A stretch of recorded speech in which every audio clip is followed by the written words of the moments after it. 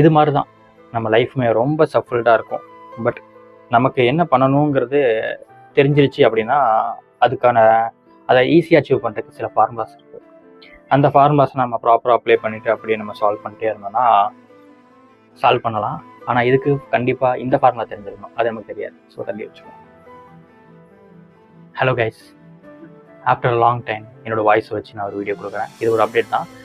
Hair நிறைய வளர்ந்துருக்குல, hair கம்மியாக இருக்கச்சில தான் நான் அந்த வெப்பன் மாஸ்டிங் சீரிஸ் ஸ்டார்ட் பண்ணியிருந்தேன். அந்த சீரிஸ் வந்து ஒரு 5 months போயிட்டுருக்கு.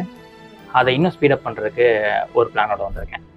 இது வரைக்கும் நான் வந்து நம்ம நிறைய வெப்பன்ஸ் லேர்ன் பண்ணியிருக்கோம்.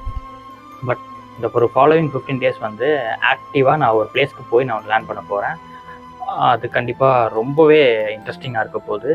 இது வரைக்கும் எந்த கண்டென்ட் கிரியேட்டர்ஸும் அதை இன்னும் பண்ணலை நான் பார்த்த வரைக்கும். நம்ம பண்ணுவோம். அந்த 15 days என்னவா இருக்க போகுது அப்படின்னா அதை நான் கண்டிப்பாக இப்போ சொல்ல போகிறது இல்லை. ஆனால் என்ன மாதிரி மைண்ட் செட்டில் இருக்கிற பீப்புள்ஸ்க்கு வந்து கண்டிப்பாக அது ஒரு ட்ரீமாகவே இருக்கும். அதை நம்ம வந்து பண்ண போகிறோம்.